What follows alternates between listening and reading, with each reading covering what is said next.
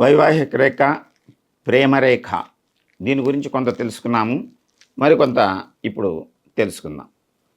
ఇవి వైవాహిక రేఖ మనం ముందుగా చెప్పినట్టు ఈ బుధవేలుకి దిగువన హృదయ రేఖ మధ్యలో ప్రారంభమయ్యి ఇలా కొంతవరకు వచ్చి హృదయ రేఖ వైపు తిరుగుంటే అది భార్య అయినా భర్త ఎడల, భర్త భార్య ఎడల వివాహానంతరము ప్రేమానురాగాలు కలిగి చక్కని దాంపత్య జీవితాన్ని వాళ్ళు గడుపుతూ వివాహ వ్యవస్థ మీద ఒక పాజిటివ్ దృక్పథం, ఒక సహజసిద్ధమైనటువంటి కోరికలకి లోబడి వాళ్ళ జీవితాన్ని కొనసాగిస్తూ ఉంటారు ఆ వ్యక్తులు. అయితే కొన్ని సందర్భాలు ఇది స్ట్రైట్గా ఉంటే వివాహం మీద ద్వైతీభావం ఉంటుందని చెప్పుకున్నాం. కొంతమందిలో ఈ వైవాహిక రేఖ బుధస్థానం వైపు తిరుగుతుంది, బుధవేలు వైపు పైకి. బుధవేలు వైపు ఎప్పుడైతే తిరిగిందో ఆ విముఖత ఉంటుంది, వివాహం మీద విముఖత ఉంటుంది. అటువంటి వ్యక్తులకి వివాహము ఎన్నిసార్లు ప్రయత్నించినా వాళ్ళు ఏదో రకమైన సాకుతోటి అలాగ నడుపుతూ కొంతకాలానికి వివాహం కాదనే చెప్తాము. కొంతవరకు ఒకవేళ జరిగినా బై ఫోర్స్, అంటే కొన్ని సందర్భాల్లో కొన్ని పరిస్థితుల యొక్క ప్రభావం వలన వారు వివాహం వ్యవస్థలోకి అడుగుపెట్టిన వెంటనే విముఖత చెంది వివాహ వ్యవస్థ నుంచి దూరంగా జరిగేటువంటి కొంతమంది మనం వ్యక్తుల్ని చూస్తూ ఉంటాం. మనం పెళ్ళి అయిన వెంటనే భార్య అయినా భర్త అయినా వాళ్ళిద్దరూ కూడా దూరం జరిగి ఆ వివాహ బంధం మీద విముఖతతోటి తర్వాత జీవితాన్ని వాళ్ళు సన్యాసిలాగా గడిపేస్తూ ఉంటారు. ఇది ఇలా పైకి తిరిగితే. అయితే కొంతమంది చేతుల్లో కొన్ని సందర్భాలలో ఈ వైవాహిక రేఖ స్పష్టంగా ఏర్పడినా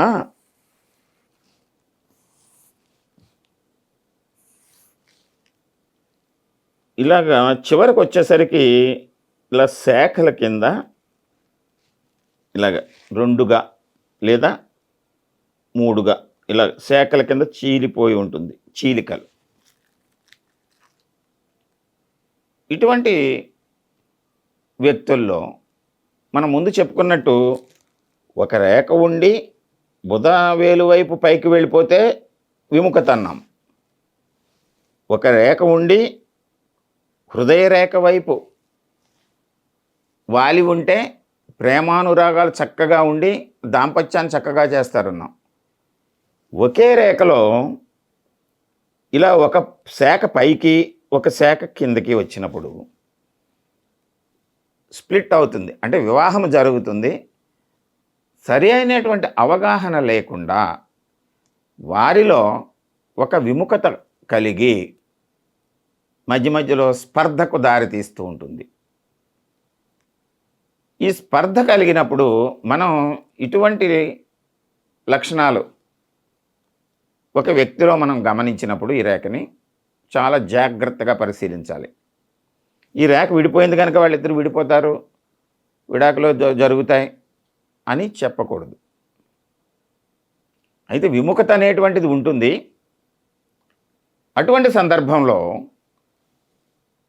రెండు చేతుల్ని పరిశీలించాలి, స్త్రీలకైనా పురుషులకైనా. దానితో పాటు అదృష్ట రేఖ, హృదయ రేఖ, వీటి యొక్క స్థితి ఎలా ఉంది? అదృష్ట రేఖ స్పష్టంగా ఉందా, మధ్య మధ్యలో తెగువులు ఉన్నాయా? హృదయ రేఖ స్పష్టంగా ఉందా, మధ్యలో తెగువులు కానీ ఐలాండ్స్ కానీ ఏమైనా ఉన్నాయా? అదృష్ట రేఖ మీద కూడా బ్రేక్స్ ఉన్నాయా? వీటిని పరిగణలోకి తీసుకుని మనం అప్పుడు వారికి సలహా ఇవ్వాలి. అయితే భావన మాత్రం వైవాహిక రేఖ ఇలాగ విడిపోతే చివర కుచ్చులాగా ఏర్పడితే ఆ వివాహ వ్యవస్థలో ఏదో రకమైనటువంటి అలజడి మాత్రం ఉంటుంది. దాన్ని మనం పరిగణలోకి తీసుకుని వయసుని, అదృష్ట రేఖ, జీవిత రేఖల మీద ఉండేటువంటి అవాంతరాలని, హృదయరేఖ మీద ఉండేటువంటి ఐలెండ్స్ కానీ, స్ప్లిట్ కానీ వాటిని గమనించి ఆ వయసుని కూడా లెక్క వేసి అటువంటి వ్యక్తులకి వివాహ వ్యవస్థ మీద సరైనటువంటి అవగాహన కల్పించే విధంగా మనం ప్రయత్నం చేసినప్పుడు ఈ సాముద్రిక శాస్త్రం యొక్క ఆవశ్యకత, దాని యొక్క మన ఉపయోగము ఖచ్చితంగా తెలుస్తుంది.